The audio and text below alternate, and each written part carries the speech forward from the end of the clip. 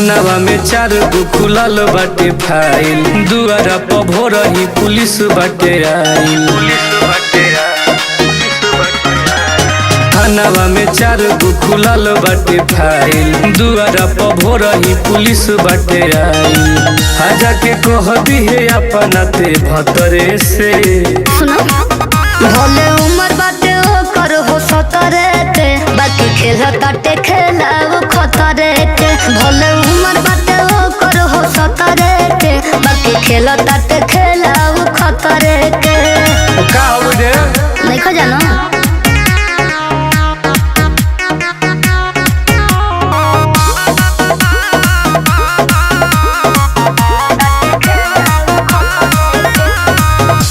डरे में लेके हरदम चले पिस्तौल हो, सगरी बनवले रहे गरम माहौल हो।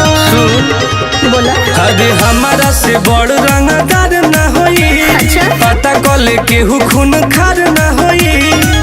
आय संझेल कोई निकतने अफतरे के, भले उम्र बाटे ओकर हो 17 के, बाकी खेला हो खतरे के। भले उम्र बाटे ओकर हो 17 के, बाकी खेला हो खतरे के। का उखाड़ी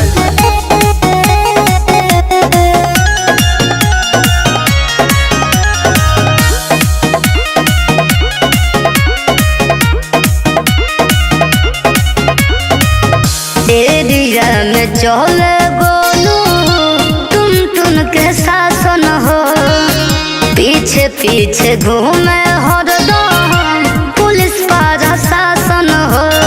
बोलो फेंकबू गोलू टुन के सगरे चलाना बा, यही से लागे थानो दीवाना बा। हता राहुल हवे का बोल बतरे के, भले उम्र बाटे ओकर हो 17 के, बाकी खेला हो खतरे के। भले उम्र बाटे ओकर हो 17 के, बाकी खेला हो खतरे के। डर नहीं खेरे।